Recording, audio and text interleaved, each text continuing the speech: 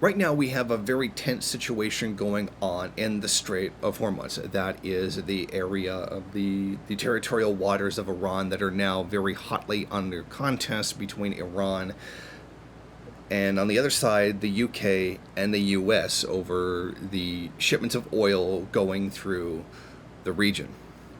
Now, this is all related to the Joint Comprehensive Plan of Action, aka the Iran nuclear deal that the United States pulled out of unilaterally and, frankly, possibly illegally as well. Then Iran has made retaliatory moves that were all within the agreement that the U.S. is no longer a part of.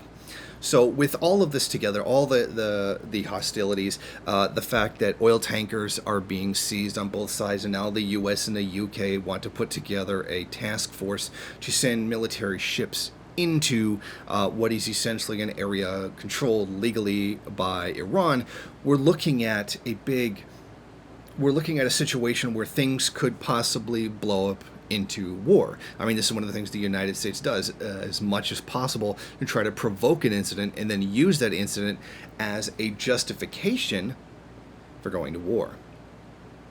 Now, I personally feel that it's not very likely that a war is going to happen. I'm not saying that it can't happen. I'm not saying that it can't happen. It can very, very, very well happen. I'm saying that it's not as likely given certain facts on the ground, the way things are going. Even with Britain's proposal to send an EU Navy fleet there to try to control, let's face it what it is, control an area that is legally the jurisdiction of Iran. Iran has jurisdiction over that area because of its intensity with its territorial waters. And Iran has done a good job of patrolling that area, enforcing the law in that area, and it has only recently been a problem. Now, the main point is that Iran is doing everything it can to avoid a war. Sanctions, even as crippling as they are better than a full-blown war with the United States, which would be far, far more devastating. So already Iran doesn't even want the war to happen.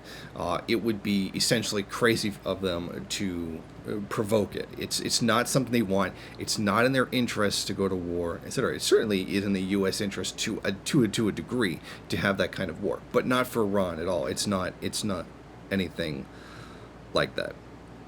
Now, another point I want to make is that this is a difficult situation for the U.S. and that there really is no plan here. If this was directly, straight up, a plan for invasion, then things would be a lot more well organized than they are right now. As we can see, the U.S. tends to flip-flop thanks to President Trump and his very schizophrenic way of doing foreign policy. One day he acts like a friend. The first day he's doing good cop. Next day he's doing bad cop. Role reversals, then throw sanctions on people when everything seems to be going better, etc. So we're dealing with frankly, the incompetence of Trump as a politician and as a statesman. If this was very much just a straight out, there's going to be a war, that's what they're planning from the beginning, as we saw with the invasion of Iraq, the invasion of Libya, the invasion of Afghanistan, etc., then we would see a much more cohesive foreign policy plan along those lines. So I don't think that, given the way things are, and this is largely confirmed by the documents that were leaked by the Mail in the UK, showing that Trump really has no plan of action. They're saying he's just completely randomly doing things. He's not planning anything, and they essentially agree that he's incompetent at his job and incompetent at dealing with this situation. Not that we needed the confirmation from essentially the diplomatic corps of the UK to confirm this. I mean, we could see this very much with our own eyes. But I think possibly the biggest element to this is Israel. Now, I know that it's going to start possibly sounding like some kind of a conspiracy theory, but it is a fact that Israel interferes in the affairs of everybody in the Middle East, Iran especially, given that they are enemies. Now,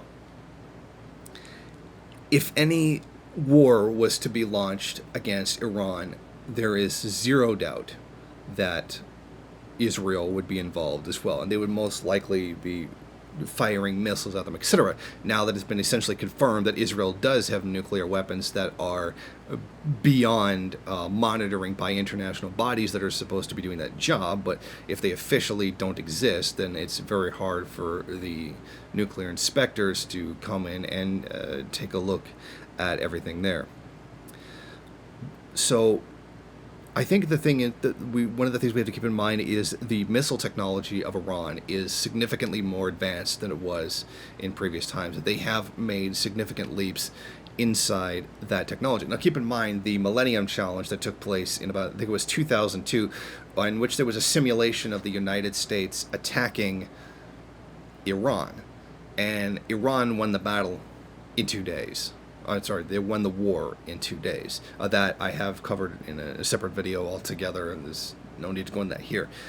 But what's important is that Israel would be involved. And that if Israel were to directly attack Iran, there seems little doubt that Hezbollah inside of Lebanon would attack Israel as well. Now, of course, there's ongoing tensions between them too. Israel, Hezbollah being one of the few people that are actually standing up to what Israel is doing to Palestinians, along with of course, Iran. Now, according to estimates, there are about 120,000 missiles, 120,000 missiles inside Lebanon, held by Hezbollah that are aimed at Israel. Now, they're embedded in about 200 Shiite villages. So you've got a pretty good spread of missiles that are stockpiled, ready to be shot at Israel. Now, it is said, of course, that Israel has the big air defense system, the Iron Dome, which even in actual experience isn't 100% effective. Now, if you had a barrage of rockets that big, Israel's missile defense couldn't stop all of them. And if they were to just go ahead and fire all 120,000 of these rockets, that would be a significant amount of damage. And that's even if we don't consider that they would be fired at Israel's nuclear reactor. So I think that alone is a very dangerous situation. Hezbollah very likely would attack Israel, launch all of their missiles, their rockets, at Israel if Israel was to attack Iran. And that would be a huge, devastating loss for Israel. There would be great civilian casualties, great infrastructure damage, although less than the infrastructure damage that's done to Palestinians on a daily goddamn basis. So I think with all of this, with that extra threat coming from Hezbollah inside of Lebanon, it seems very unlikely that the United States would push this kind of a war and put its ally, its very highly valued ally of Israel, in that situation.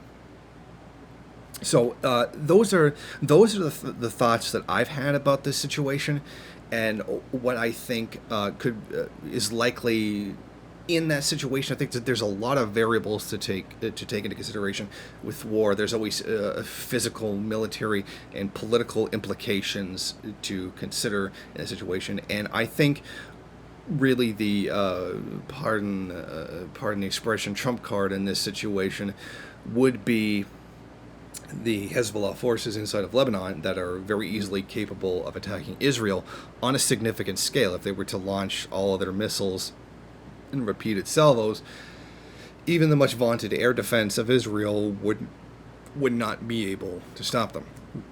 So I just wanted to give those initial thoughts by me on this situation inside the Middle East as with regards to the conflict between the U.S. and the Islamic Republic of Iran. Thank you for watching. If you like this program, then please head over to my Patreon page and set up a monthly donation. It's your donations that keep this program running. Also, if you would like, please rate, comment, subscribe, and share in various social media.